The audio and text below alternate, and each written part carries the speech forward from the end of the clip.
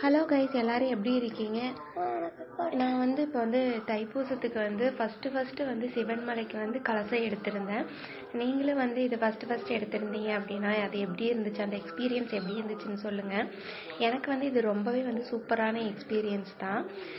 நான் போயிருந்தது பார்த்தீங்கன்னா காங்கேயம் பக்கத்தில் ஏதோ புங்கத்துறை புதுன்னு சொல்லிட்டு அந்த ஊரில் தான் காவடி கூட சேர்ந்து போயிருந்தோம்.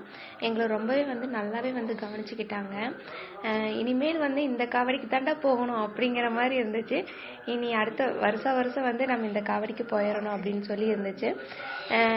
நான்லாம் செருப்பு போடாமல் நடக்கவே மாட்டேன். ஆனால் இந்த கல் இந்த இதெல்லாம் எப்படி நடந்து வந்தேன் என்னன்னே தெரியல. எல்லாமே ஒரு சக்தி அப்படிங்கிற மாதிரி தான் இருந்துச்சு. நைட்டு சாப்பாடு போட்டிருந்தாங்க. அது எல்லாம் பூஜையெல்லாம் பண்ணி மடிப்பிச்சையெல்லாம் கேட்டிருந்தாங்க. எல்லாமே இது புதுசாக நான் பார்க்குற இதெல்லாம் அப்புறம் எல்லாம் சாப்பிட்டு முடித்ததுக்கப்புறம் நெக்ஸ்ட் டே நடக்க ஆரம்பிச்சிட்டோம். இது சிவன்மலைக்கு போகிற வீடியோ. போய் எனக்கு ஆச்சரியப்பட்ட ஒன்று என்ன அப்படின்னு பார்த்தீங்கன்னா, எங்கள் அத்தையோட கலசத்தில் எலுமிச்சிங்காய் முதங்கிட்டு இருந்தது.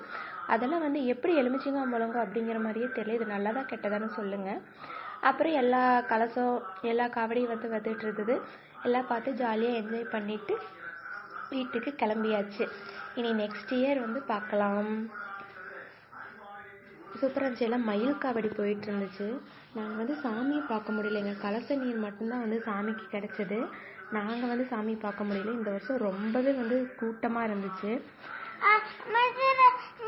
எல்லா வருஷமே பார்த்தீங்கன்னா நாங்கள் சீக்கிரமாகவே கீழே இறங்கிடுவோம். இந்த வருஷம் கொஞ்சம் லேட் ஆகிடுச்சு. சரி, ஓகே, எல்லாம் நன்மைக்கு அப்படின்னு சொல்லிட்டு நாங்களும் கீழே இறங்கி வந்துட்டோம்.